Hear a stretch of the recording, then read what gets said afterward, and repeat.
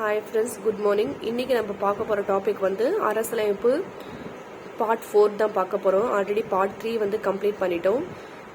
Final part 3ல வந்து நம்ம அரசியலமைப்பு நிர்ணய சபையில் உள்ள உறுப்பினர்களை பற்றி பார்த்துருக்கோம். காங்கிரஸ் கட்சியை சார்ந்தவர்கள், முஸ்லீம் லீக் கட்சியை சார்ந்தவர்கள்லாம் யார், இடத்தின் அடிப்படையிலும் கட்சியின் அடிப்படையில் வந்து பார்த்துருப்போம். இப்போ வந்து அரசியலமைப்பு நிர்ணய சபையின் தோற்றமும் அந்த மீட்டிங் வந்து பார்க்க போகிறோம். இதில் ரொம்ப இம்பார்ட்டண்டான மீட்டிங் என்ன, முதல் கூட்டம், இரண்டாவது கூட்டம், மூன்றாவது கூட்டம், அப்புறம் ஃபைனல் கூட்டம். அதாவது மொத்தம் 4 மீட்டிங் வந்து கண்டிப்பாக ஞாபகம் வச்சுக்கணும். அந்த மீட்டிங்கில் என்னென்ன விஷயம் நடைபெற்றது, எதற்காக அந்த மீட்டிங் வந்து கண்டக்ட் பண்ணியிருப்பாங்க அப்படின்னு நம்ம தெரிஞ்சுக்கணும். நம்மளுக்கு தெரியும், அரசியலமைப்பு நிர்ணய சபையை வந்து 1946 டிசம்பர் 6 வந்து தோற்றுவிக்கப்பட்டிருக்கும். ஸோ இதோட ஃபர்ஸ்ட் மீட்டிங் எப்போ கண்டக்ட் பண்ணியிருப்பாங்கன்னு பார்த்தீங்கன்னா 1946 டிசம்பர் 9.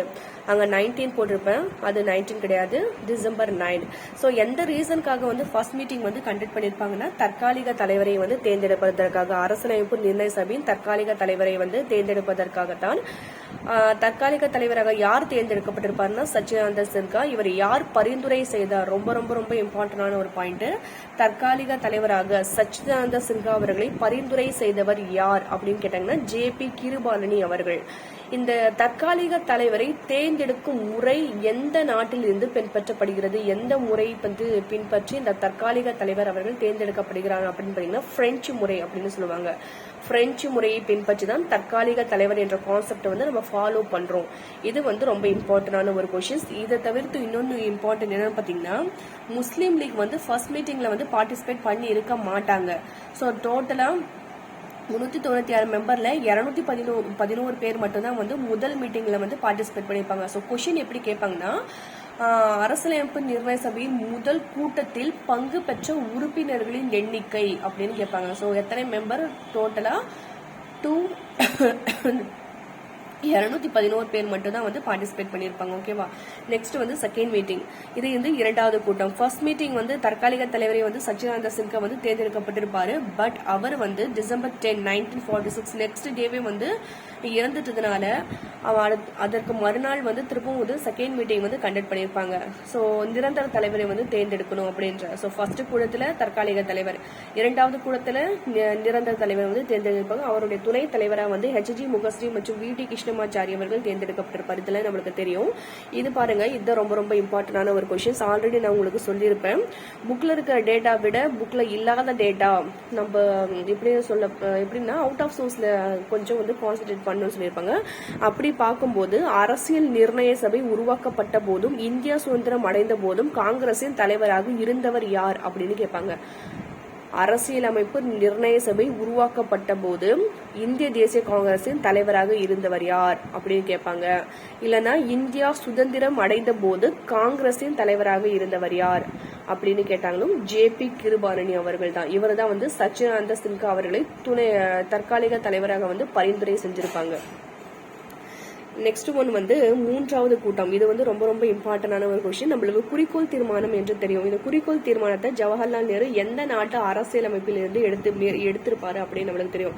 நம்மளுடைய அரசியலமைப்பே வந்து ஒவ்வொரு நாடுகள் மொத்தம் 60 நாடுகளுடைய அரசியலமைப்பிலிருந்து ஃபாலோ பண்ணியிருந்தா நம்ம நாட்டோட, இந்தியா நாட்டோட இந்திய அரசியலமைப்பு வந்து உருவாக்கப்பட்டிருக்கும். அப்படி இருக்கும் போது இந்த குறிக்கோள் தீர்மானம் என்ற கான்செப்ட் வந்து ஜவஹர்லால் நேரு வந்து அறிமுகப்படுத்தியிருப்பாரு. இவர் எங்கிருந்து எடுத்திருப்பாரு இந்த விஷயத்த, இந்த கான்செப்ட் பாத்தீங்கன்னா அமெரிக்கா நாட்டோட அரசியலமைப்புல தான் எடுத்திருப்பாரு. சோ இந்த குறிக்கோள் தீர்மானத்தை எப்போ எந்த மீட்டிங்ல வந்து இன்ட்ரோடியூஸ் பண்ண பாத்தீங்கன்னா மூன்றாவது கூட்டம், அரசியலமைப்பு நிர்ணய சபையின் மூன்றாவது கூட்டம் 1946 டிசம்பர் 13 வந்து நடைபெற்றிருக்கும். அப்போ ஜவஹர்லால் நேரு குறிக்கோள் தீர்மானம் என்ற கான்செப்டை வந்து பயன்படுத்தியிருப்பாரு, அறிமுகப்படுத்திப்பாரு. இந்த குறிக்கோள் தீர்மானம் தான் வந்து பின்னாளில் வந்து முகவுரை ஏற்கப்பட்டிருக்கும். முகவுரை இப்ப நம்ம யூஸ் பண்ணிட்டு இருக்கோம் இல்லையா, முகவுரை, இந்திய அரசியலமைப்பின் திறவுகோல், அதாவது ஃப்ரண்ட் பேஜ் ஆஃப் இண்டெக்ஸ் அப்படின்னு சொல்லுவாங்க. அது வந்து இந்த குறிக்கோள் தீர்மானத்தோட மாற்றி அமைக்கப்பட்ட வடிவம் தான் முகவுரை. இது வந்து பின்னாடி நம்ம முகவுரையில பார்க்கும்போது கிளியரா பார்க்கலாம். ஸோ மூன்றாவது கூட்டம் நாம் ஏன் இதுக்கு சொல்றோம்னா, இது வரைக்கும் எல்லா கொஸ்டினும் கேட்டாங்க. ஆனா பொறுத்துக்கல முதல் கூட்டம், இரண்டாவது கூட்டம், மூன்றாவது கூட்டம், கடைசி கூட்டம்னு இந்த மீட்டிங்கோட டேட் மட்டும் கேட்டு ஆர்கனைஸ் பண்ற மாதிரி கேட்கலாம். ஸோ அப்படி இருக்கும் போது அந்த ஃபர்ஸ்ட் மீட்டிங்ல எப்போ கண்டக்ட் பண்ணாங்க, அந்த டேட் ஆஃப் இயர்ஸ் பிளஸ் என்ன இன்சிடென்ட் அந்த மீட்டிங்ல இம்பார்ட்டன்டான இன்சிடென்ட் நடந்துச்சுன்னா அது மட்டும் கண்டிப்பா நம்ம ஞாபகம் வச்சுட்டே ஆகணும். ஸோ மூன்றாவது கூட்டத்துல தான் வந்து ஜவஹர்லால் நேரு அவர்கள் குறிக்கோள் தீர்மானம் என்ற கான்செப்டை வந்து அறிமுகப்படுத்தி இருப்பாரு. ஓகேவா? அப்புறம் இந்த குறிக்கோள் தீர்மானம் வந்து எப்போது ஏற்றுக்கொள்ளப்பட்டது?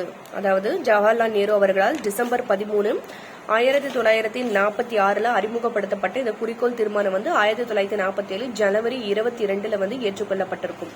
ஓகேவா? நெக்ஸ்ட் நம்ம பார்க்க போறது சட்ட வரைவு குழு. சட்ட வரைவு குழு அப்படின்னா என்னங்க? சட்ட வரைவு குழுன்றது ஒன்றும் இல்லை. இப்போ வந்து அரசியலமைப்பு நிர்ணய சபையில் உள்ள உறுப்பினர்கள் எல்லாமே வந்து ஒரு அரசியலமைப்புல இந்த ஒரு அரசியலமைப்புல இந்த மாதிரி எல்லாம் விஷயங்கள்லாம் இடம்பெறணும் அப்படின்னு நிறைய பரிந்துரைகள் எல்லாமே செய்வாங்க. அந்த உறுப்பினர்கள் கொடுக்கிற பரிந்துரைகளில் எல்லாமே ஃபைனல் டிராஃப்ட் பண்ணி ஒரு புக்கை பப்ளிஷ் பண்றது இந்த சட்ட வரைவு குழுவோட வேலை. அவங்க கைப்பட எழுதி அவங்க எல்லாமே ஃபில்டர் பண்ணி ஒரு புக்கா கன்வெர்ட் பண்ணி அப்படி பப்ளிஷ் பண்றது இந்த சட்ட வரைவு குழுவோட வேலை. இந்த சட்ட வரைவு குழு எப்போது ஏற்படுத்தப்பட்டது? இதில் உள்ள உறுப்பினர்கள் யார் யாருன்னு கேட்பாங்க. நம்மளுக்கு தெரியும், ஆல்ரெடி 1947 ஆக்ட் 29 வந்து தோற்றுவிக்கப்பட்டிருக்கும். மொத்தம் 7 உறுப்பினர்கள், ஒரு தலைவர் பிளஸ் 6 உறுப்பினர்கள்னு. இது ரொம்ப இம்பார்ட்டன்டான பார்க்க வேண்டிய விஷயம் என்னன்னு பாத்தீங்கன்னா உறுப்பினர்கள் தான் நம்ம பார்க்கணும். இதுல கொஞ்சம் டிப்ஸ் பண்ணி கேட்டா எப்படி கேட்பாங்கன்னா, உறுப்பினர்களை பிஎல் அரசியலமைப்பு சட்ட வரைவு குழுவில் உள்ள உறுப்பினர்களில் பிஎல் மீட்டர் அவற்றுக்கு பதிலாக இடம்பெற்றவர் யார் அப்படின்னு கேட்பாங்க. இல்லைன்னா டிபிகே தான் இறப்பிற்கு பிறகு சட்ட வரைவு குழுவில் இடம்பெற்ற நபர் யார் அப்படின்னு கேட்பாங்க. ஸோ இந்த 5 and 6 உறுப்பினர் மட்டும் கொஞ்சம் கான்சன்ட்ரேட் பண்ணி பார்த்துக்கோங்க. ஓகேவா? ஃபைனலா இப்ப நம்ம பார்க்க போறது வந்து என்ன பாத்தீங்கன்னா ரொம்ப இம்பார்ட்டன்டான ஒரு பாயிண்ட். சட்ட வரைவு குழு வந்து நம்மளுடைய இந்திய அரசியலமைப்பு புத்தகத்தை எழுதி முடிக்க எத்தனை நாட்கள் எடுத்துக்கொண்டது? 141 days வந்து எடுத்துட்டு இருப்பாங்க. மொத்தம் 60 நாடோட அரசியலமைப்புல இருந்து தான் நம்மளுடைய இந்திய அரசியலமைப்பு உருவாக்கப்பட்டிருக்கும். ஒன்னா எடுத்து மொத்தம் 64 லட்சம் வந்து செலவாகுறது சொல்லப்பட்டிருக்கும். இந்த சட்ட வரைவு குழு நம்மளுடைய இந்திய அரசியலமைப்பு புத்தகத்தை எழுதி முடிக்க எடுத்துக்கொண்ட நாட்கள் ரொம்ப ரொம்ப இம்பார்ட்டன்டான ஒரு பாயிண்ட். 141 days வந்து ஆயிருக்கும். 141 days. ஃபைனலா 1948 பிப்ரவரி 21 வந்து எழுதி முடிச்சு பப்ளிஷ் பண்ணியிருப்பாங்க. பாருங்க இந்த கோரஸ் மாதிரி 141, 21, 141, 21 ஞாபகம் 141, 21 எல்லாமே பார்த்தாங்க. ஃபைனலா வந்து அரசியலமைப்பு நிர்ணய சபையின் தலைமை வரையாளர் அப்படின்னா யாரு பாத்தீங்கன்னா எஸ்.என். முகர்ஜி அவர். அதாவது ஏதாவது கரெக்ஷன் இருந்தா அந்த கரெக்ஷன் எல்லாமே ஃபாலோ பண்றவர் நம்மளுடைய எஸ்.என். முகர்ஜி அவர்கள் தான். ஸோ நம்மளுடைய ஃபைனலா நம்ம யாரை பத்தி பார்க்க போறோம்னா அம்பேத்கர். அம்பேத்கருக்கு வந்து நிறைய சிறப்பு பெயர்கள் எல்லாமே இருக்கு. இந்திய அரசியலமைப்பின் நவீன மனு, இந்திய அரசியலமைப்பின் தந்தை, இந்திய அரசியலமைப்பின் தலைமை சிற்பி, சட்ட வரைவு குழுவின் தந்தை அப்படின்னு சொல்லியிருப்பாரு நம்மளுடைய அம்பேத்கர் அவர்கள். அதே மாதிரி ஒரு இம்பார்ட்டன்டான ஒரு பாயிண்ட் என்ன, விதி 370. இப்போ வந்து ஜம்மு காஷ்மீருடைய சிறப்பு அந்தஸ்தை பற்றி சொல்லக்கூடிய ஒரு விதி தான் வந்து விதி 370. ஸோ இதுல அம்பேத்கர் அவர்கள் வந்து ஒரு இம்பார்ட்டன்டான ரோல் வந்து பிளே பண்ணியிருப்பாரு. ஸோ எல்லா மாநிலங்களுக்கும் இருக்கும் போதும் ஜம்மு காஷ்மீருக்கு மட்டும் சிறப்பு அந்தஸ்தை வழங்கப்பட்டதை வந்து அம்பேத்கர் வந்து ஏத்துக்கல. ஸோ அவங்களுடைய அந்த சிறப்பு அந்தஸ்தை வந்து இந்திய அரசியல் அமைப்பில் எழுதணும் அப்படின்னு சொல்லும்போது என்ன பண்ணிருப்பாருன்னா நம்மளுடைய அம்பேத்கர் வந்து அந்த விதியை வந்து எழுத மறுத்திருப்பாரு. அந்த சமயத்துல இந்த விதி 370 விதியை பற்றி நம்மளுடைய இந்திய அரசியலமைப்பு புத்தகத்துல எழுதியவர் யாரு அப்படின்னு பாத்தீங்கன்னா கோபாலசுவாமி ஐயங்கார் அவர்கள். நம்ம பார்த்தோம் இல்லையா, அந்த சட்ட வரைவு குழுவில் உள்ள உறுப்பினர்கள்ல என் கோபாலசுவாமி ஐயங்கார் அவர்கள் தான் வந்து அந்த விதி 370 வந்து எழுதியிருப்பாரு. ஸோ இது ஒரு இம்பார்ட்டன்டான டேட்டா, நல்லா ஞாபகம். விதி 370 இந்திய அரசியலமைப்பு எழுத மறுத்தவர் யாருன்னா டாக்டர் B.R. அம்பேத்கர் அவர்கள். எழுதியவர் வந்து கோபாலசுவாமி ஐயங்கார். நெக்ஸ்ட் நம்ம பார்க்க போறது வந்து புக்லேயே இருக்கும். மொத்தம் நம்மளுடைய இந்திய அரசியலமைப்பு எழுதி முடிக்க டோட்டலாவே 2 வருடம் 11 மாதங்கள் 18 நாட்கள் வந்து ஆயிருக்கும். மொத்தம் 166 நாட்கள் மீட்டிங் வந்து நடைபெற்றிருக்கும். அந்த மீட்டிங்ல 2473 திருத்தங்கள் வந்து மேற்கொள்ளப்பட்டிருக்கு அப்படின்னு சொல்லியிருக்காங்க. எத்தனை நாள் நடந்துச்ச மீட்டிங்? 166 days நடந்திருக்கும். ஓகேவா? செலவு வந்து 64 லட்சம். மொத்தம் 60 நாடுகளின் அரசியலமைப்பிலிருந்து பெறப்பட்டிருக்கும். இந்திய அரசியலமைப்பு அதிகமாக எந்த நாட்டு, இது ரொம்ப ரொம்ப இம்பார்ட்டன்டான ஒரு பாயிண்ட் பார்த்துக்கோங்க. நம்மளுடைய இந்திய அரசியலமைப்பிலிருந்து மொத்தம் 60 நாடுகளின் அரசியலமைப்பிலிருந்து பெறப்பட்டது அப்படின்னு தெரியும். அதுல அதிகப்படியா லார்ஜ் அமௌண்ட் ஆஃப் கண்டென்ட் வந்து எந்த நாட்டோட அரசியலமைப்புல இருந்து எடுத்திருக்காங்கன்னு பாத்தீங்கன்னா இங்கிலாந்து. ஸோ இங்கிலாந்து நாட்டோடைய அரசியலமைப்புல இருந்து அதிகப்படியான விஷயங்கள் எல்லாமே எடுத்து நம்மளுடைய இந்திய அரசியலமைப்பு வந்து உருவாக்கப்பட்டிருக்கு. ஃபைனலா அரசியலமைப்பு ஏற்றுக்கொள்ளப்பட்ட நாள் நவம்பர் 26, 1949. ஸோ இப்போ இதுவரைக்கும் கேட்ட கொஸ்டின் வந்து என்ன பண்ணீங்கன்னா சட்ட தினமாக கொண்டாடப்படும் நாள் அப்படின்னு கேட்பாங்க. ஸோ இந்த அரசியலமைப்பு ஏற்றுக்கொள்ளப்பட்ட நாளை தான் நம்ம சட்ட தினமாக கொண்டாடுறோம். ரொம்ப ரொம்ப இம்பார்ட்டன்டான ஒரு கொஸ்டின்ஸ் இது வந்து. இந்த days of question days type கேட்பாங்க இல்லையா, அதுல கேட்கலாம். சட்ட தினம் எப்பொழுது கொண்டாடப்படுகிறது, எந்த ஆண்டிலிருந்து கொண்டாடப்படுகிறது, ஒவ்வொரு ஆண்டும் சட்ட தினம் எந்த நாளில் கொண்டாடப்படுகிறது அப்படின்னு கேட்பாங்க. ஸோ நவம்பர் 26 ஒவ்வொரு வருடமும் சட்ட தினமாக கொண்டாடப்படுகிறது. இது வந்து எக்ஸ்ட்ரா பாயிண்ட், இது பாத்துக்கோங்க. ஃபைனலா 284 உறுப்பினர்களால் சைன் போட்டு இந்திய அரசியலமைப்பு வந்து என்ன பண்ணிருக்கோம், ஏற்றுக்கொள்ளப்பட்டிருக்கோம் சொல்லியிருக்காங்க. இது வந்து கொஞ்சம் இம்பார்ட்டன்டான பாயிண்ட். இது வந்து கரெக்டா எழுதி வச்சுக்கோங்க. 1 or 2 டைம்ஸ் வந்து எழுதியும் பாருங்க. ஸோ நம்ம ஸ்டார்டிங்ல இந்திய அரசியலமைப்பு வந்து நடைமுறைக்கு வந்த போது 15 முக்கிய ஷரத்துகள் வந்து எப்போ ஏற்றுக்கொள்ளப்பட்டது, இதே டேட்ல நவம்பர் 26, 1949 ஏற்றுக்கொள்ளப்பட்டது இல்லையா, அதே டேட்லயே வந்து நடைமுறைப்படுத்தப்படுவதற்கு முன்பாகவே 15 முக்கிய ஷரத்துகள் நடைமுறைப்படுத்தப்பட்டிருக்கும். கொஸ்டின் எப்படி கேட்பாங்கன்னா 15 இந்திய அரசியலமைப்பில் இடம்பெற்றுள்ள 15 முக்கிய ஷரத்துகள் எப்போது நடைமுறைப்படுத்தப்பட்டது அப்படின்னு கேட்டு டேட்ஸ் இயர்ஸ் எல்லாமே மாத்தி கொடுப்பாங்க. அப்போ நம்ம இது என்ன தெரிஞ்சுக்கோன்னா, நம்மளுடைய அரசியலமைப்பு நடைமுறைக்கு வருவதற்கு முன்பாக ஏற்றுக்கொள்ளப்பட்ட நாள் அன்றே, அரசியலமைப்பு ஏற்றுக்கொள்ளப்பட்ட நாள் அன்றே 15 முக்கிய ஷரத்துகள் வந்து நடைமுறைப்படுத்தப்பட்டிருக்கும். அது என்னன்னு பாத்துக்கோங்க. 5, 6, 7, 8, 9 குடியுரிமை பற்றி குறிப்பிடக்கூடியது. இந்த எல்லா விதிகளுமே வந்து குடியுரிமை பற்றி குறிப்பிடக்கூடியது. விதி 60 வந்து குடியரசுத் தலைவருடைய நியமனம், தேர்தல் ஆணையம், வரையறைகள், விளக்கங்கள்.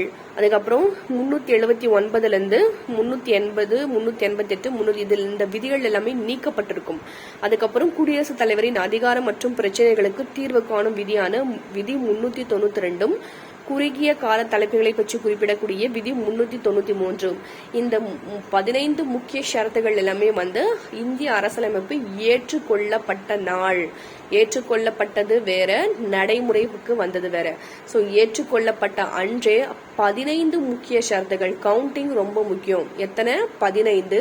அதுல எதை பத்தி இண்டிவிஜுவலா சொல்லியிருக்காங்க அது வந்து நம்ம பார்த்துக்கணும். இந்த டேட்டாவை அப்படியே 1 or 2 டைம்ஸ் எழுதி வைங்க. இப்ப நம்ம பார்க்க போறது வந்து கடைசி கூட்டம், அதாவது இந்திய அரசியலமைப்பு நிர்ணய சபையின் முதல் கூட்டம், 2வது கூட்டம், 3வது கூட்டம் சொன்னேன். அதே மாதிரி கடைசி கூட்டம் வந்து 1956 ஜனவரி 24. இந்த நாள்ல தான் வந்து நம்மளுடைய இந்திய அரசியலமைப்பு வந்து நடைமுறைக்கு வந்திருக்கும். சாரி, அங்க 56 கிடையாது, அது 50 அப்படி போட்டிருக்கேன். ஸோ இந்திய அரசியலமைப்பு நிர்ணய சபையின் கடைசி கூட்டம் வந்து 1950 ஜனவரி 24 அன்று வந்து நடைபெற்றிருக்கும். இதுல நடந்த இம்பார்ட்டன்டான மீட்டிங் என்னன்னு, கண்டென்ட் என்னன்னு பாத்தீங்கன்னா, நம்மளுடைய குடியரசுத் தலைவர் இருக்கா இல்லையா, ராஜேந்திர பிரசாத் அவர்கள், அவரு இந்த கடைசி மீட்டிங்ல தான் வந்து தேர்வு செய்யப்பட்டிருப்பாரு. குடியரசுத் தலைவர் ராஜேந்திர பிரசாத் தேர்வு செய்யப்பட்டது எந்த நாள், எந்த ஆண்டுன்னு கேட்டாங்கன்னா 1956 ஜனவரி 1950 ஜனவரி 24 இந்திய அரசியலமைப்பு நிர்ணய சபையின் கடைசி கூட்டத்துல தான். சோ குடியரசுத் தலைவர் ஒப்புதல் வழங்கியிருப்பார். எதற்குன்னா அரசியலமைப்பு நிர்ணய சபை அரசியலமைப்பு புத்தகம் நடைமுறை செய்வதற்கான ஒப்புதல் வந்து எப்போது வழங்கப்பட்டதுன்னா அதுவும் 1950 ஜனவரி 24. அப்புறம் தேசிய கீதம், தேசிய பாடல், இது ரெண்டுமே வந்து இந்த கடைசி மீட்டிங்ல தான் 1950 ஜனவரி 24 தான் வந்து இன்ட்ரோடியூஸ் பண்ணியிருப்பாங்க. ஃபைனல் நம்ம பார்க்க போறது வந்து 1950 ஜனவரி 26, அதாவது இந்திய அரசியல் அமைப்பு நடைமுறைக்கு வந்த நாள். சேமஸ் அதே டேட்ல தான் வந்து தேசிய லட்சினை வந்து ஏற்றுக்கொள்ளப்பட்டிருக்கும். ரொம்ப இம்பார்ட்டன்டான ஒரு பாயிண்ட். ஸோ இந்த இந்திய அரசியலமைப்பு நடைமுறைக்கு வந்த நாளை தான் நம்ம குடியரசு தினமா கொண்டாடுறோம். நல்லா ஞாபகம் வச்சுக்கோங்க. இந்திய அரசியலமைப்பு ஏற்றுக்கொள்ளப்பட்ட நாள் சட்ட தினமாக அனுசரிக்கப்படுகிறது. இந்திய அரசியலமைப்பு ஏற்றுக்கொள்ளப்பட்ட நாள் சட்ட தினமாகவும் இந்திய அரசியலமைப்பு நடைமுறைக்கு வந்த நாள் வந்து குடியரசு தினமாகவும் கொண்டாடப்படுகிறது. ஓகேவா? மொத்த விவாதங்கள் வந்து நடந்த மீட்டிங் எல்லாமே 12 தொகுதிகளா வந்து பிரிக்கப்பட்டிருக்கும். இதுதான் ரொம்ப இம்பார்ட்டன்ட். பாருங்க, குழுக்கள் வந்து கேட்பாங்க. ஸோ மொத்தம் வந்து அரசியலமைப்பை ஏற்படுத்த ஒரு குழுக்கள் மொத்தம் 22 குழுக்கள் வந்து ஏற்படுத்தப்பட்டிருக்கும். இது வந்து அவுட் ஆஃப் சோர்ஸ் கொஸ்டின், இது வந்து புக்ல கிடையாது. கொஸ்டின் எப்படி கேட்பாங்கன்னா, அரசியலமைப்பை உருவாக்க ஏற்படுத்தப்பட்ட மொத்த குழுக்களின் எண்ணிக்கை யாது? நம் இந்தியாவின் அரசியலமைப்பை உருவாக்க ஏற்படுத்தப்பட்ட மொத்த குழுக்கள் மொத்தம் 22 குழுக்கள் வந்து ஏற்படுத்தப்பட்டிருக்கும். அத பெரிய குழு மற்றும் சிறிய குழுன்னு 2ஆ டிவைட் பண்ணியிருப்பாங்க. சட்ட வரைவு குழு என்பது இதுல பெரிய குழுவோட பெரிய குழுவுல ஒண்ணுதான் அந்த சட்ட வரைவு குழு. அதாவது டாக்டர் B.R. அம்பேத்கர் அவர்களுடைய தலைமையில் ஏற்படுத்தப்பட்ட இந்த சட்ட வரைவு குழு என்பது பெரிய குழுக்களில் இடம்பெற்றுள்ள ஒன்று. நல்லா ஞாபகம். First meeting, second meeting, third meeting and final meeting பாத்துக்கோங்க. இந்திய அரசியலமைப்பு நடைமுறைக்கு வந்த நாளும் சட்ட தினமாக அனுசரிக்கப்படுவது,